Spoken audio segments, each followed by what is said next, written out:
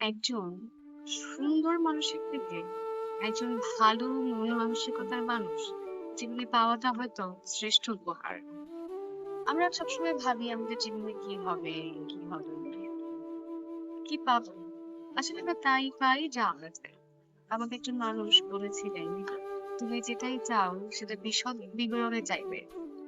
যদি আমরা বিশদ বিবরণে সবকিছু চাই, তাহলে সেটা না সেভাবেই পাই। আমরা বলি আমরা অনেক কিছু চাই। অনেকের তো শেষ নেই। অনেক কি চাই সেটা আমাদেরকে বলতে হবে।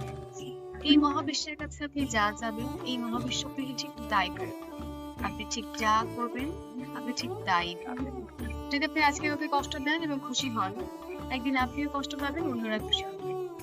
কখনো কখনো সরে নিতে নিতে আমরা ভুলে যাই যে আমরাও মানুষ। পৃথিবী তার নিজের নিয়মে চলে ঠিকই, তবে প্রকৃতি তার সবসময় মানুষের করা কাজের যে প্রতিদান আছে সেটা দিয়ে থাকে। আমি সবসময় দেখেছি এটা হয়, মানুষ তার প্রতিদান পায়। আমি বরাবরই পছন্দ করি একটা সুন্দর মনের মানুষ, সাদা কালো। এগুলো তো আমি নিজেরা বানিয়েছি, কিন্তু আমাদের একটা ভেদাভেদ তৈরি করার একটা বিশাল জায়গা, যেটা আমরা ভেদাভেদ করছি। আসলে কি ভেদাভেদ আছে? আসলেই কি থাকা উচিত? আমরা তো মানুষ না, দিন শেষে আমিও মানুষ, আমিও মানুষ।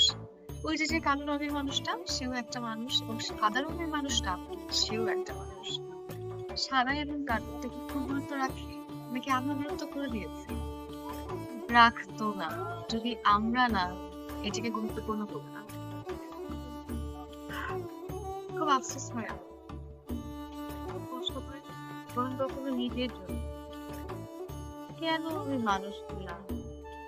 তার অর্থ আমি পছন্দ করেই নাই। আমি চেষ্টা করছি বুঝতে, কেন আমরা মানুষ। কিন্তু মানুষ বুঝতে পারি, রক্তে মানুষ শুধু মানুষের হয় না, ভয়ঙ্কর প্রাণীরাও হয়।